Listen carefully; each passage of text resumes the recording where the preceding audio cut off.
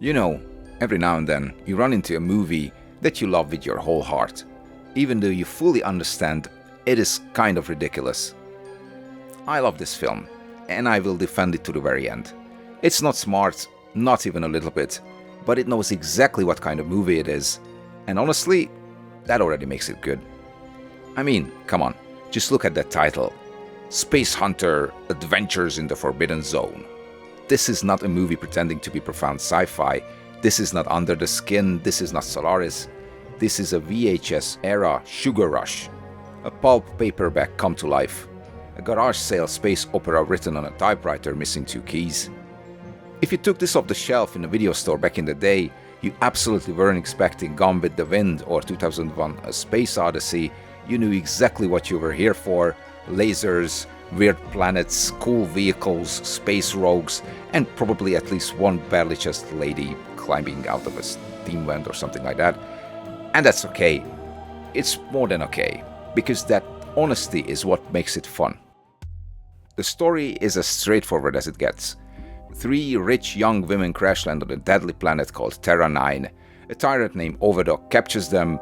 A rugged freelance adventurer, Wolf, is hired to rescue them. That's it. That's the whole plot. Wolf picks up a scrappy survivor girl, Nikki. They trek across wastelands, fight mutants, survive a death arena, cross deserts on insane vehicles, dodge flying dune warriors, and eventually face Overdog in his bizarre cyberpunk torture chair. It's basically a sci-fi fetch quest with boss fights, and I mean that as a compliment. Peter Strauss plays Wolf, yes, with 2 Fs, the perfect knockoff Han Solo. He's a rugged, old-school space mercenary with just enough grumpiness to make him charming. He doesn't brood, he doesn't moralize, he just wants to get paid, fire cool weapons, and maybe not die in the process.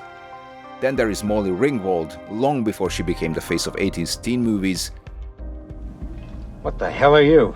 She plays Nikki, a stray kid surviving alone on this nightmare planet. She's loud, annoying, resourceful, and absolutely perfect for the tone. And their relationship is actually one of my favorite parts about this whole film. Instead of the usual action movie trope, the hero gets the girl, the bond turns into this lovely father-daughter connection. They bicker, they protect each other, they grow. It's surprisingly wholesome, especially buried under mountains of explosions and mutant slime. And I cannot skip Chalmers. Chalmers. No. The communicator is out again. The ship's android played by Andrea Marcovici. She's only in the movie for 5 minutes? But I had the biggest crush on her as a kid. This beautiful, graceful, helpful android who immediately gets blown up by space punks. Traumatizing, but also extremely memorable.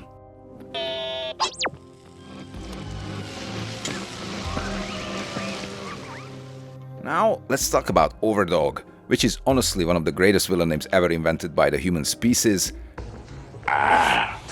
You can't hurt me, but I can hurt you. Michael Ironside plays him with absolute ferocity. He's strapped into this giant mechanical contraption, half monster and half forklift, barely able to move his limbs, but he still manages to be terrifying. It's all facial expressions, rage, and this almost predatory intensity.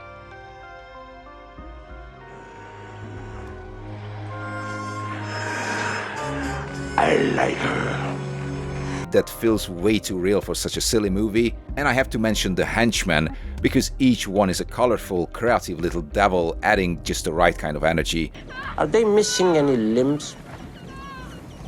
I hate it when they have missing limbs. And yes, Ernie Hudson is here too. Son of a bitch! As another space bounty hunter, because apparently even space needs competition in the freelance rescuing business. Hudson brings warmth and charisma, and every time he appears, the movie suddenly feels more legit. The visuals are easily the best part of the film, not because they are polished, no, because they are real. Almost everything was built by hand. Apart from a few stunning matte paintings, everything you see on screen physically existed somewhere on Earth. The Dune rover, real, heavy, functional. You can see dust shaking off it every time it hits a bump, and the sliding cockpit window, you can just tell that it weighs a ton and it isn't made out of styrofoam. The rail ship, also real and hilariously unnecessary. It exists only for one scene, doesn't push the plot forward at all, but the filmmakers build it anyway, because they could. I feel like this film had a budget, not a huge one of course, but big enough so every silly idea had at least a chance to get onto the screen. This commitment gives the film its charm. It's like watching a giant sci-fi playground made entirely by mad geniuses in the art department. Many of the costumes and pieces of set decoration were reused from other sci-fi films. The production scavenged props from older Canadian genre movies and even some abandoned projects from the early 80s. It's like cinematic recycling, but in a way that somehow made the world feel even more lived in and real. And yes, part of the Forbidden Zone was literally built using leftover sets from other productions shooting in Canada at the time. Nothing screams 80s sci-fi more than a Frankenstein mesh of recycled dystopian furniture. And there's also the infamous 3D gimmick. Yeah, Spacehunter was originally released in 3D, which explains all the random objects flying at the camera for no reason whatsoever, but again, it's not the logic I like about this film. But you said if I made it through, I'm free! I lied. On the surface, this movie is pretty silly, ridiculous even. There are scenes that make absolutely no sense. Mutants appear and disappear, rules change from one location to the next, and the entire structure is basically new location, new weird enemy, run and repeat. But that's the beauty of it. If you let your brain switch off just for 89 minutes, you are rewarded with pure, unapologetic fun. It's a video game before video games really had plots.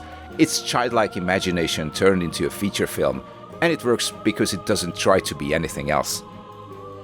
And the ending? It's exactly what it should be. The villain goes out in this big, ridiculous explosion, the heroes walk away, the father-daughter bond remains intact, and the movie leaves you with this warm and fuzzy sci-fi adventure aftertaste that made the 80s such a brilliant era for weird genre films. I'm not pretending this is a masterpiece, not even close, but I'm completely unapologetically subjective here. I love this film. I love its handmade sets, I love its clunky vehicles, I love its strange characters, I love the simplicity of its quests, and yes, I still love Chalmers.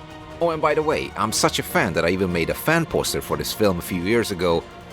Yeah, true story. And if you give it a chance and let go of expectations, Spacehunter Adventures in the Forbidden Zone is absolutely worth your time. It's silly, scrappy, charming, but full of heart. And sometimes that's all you need. Thanks for watching.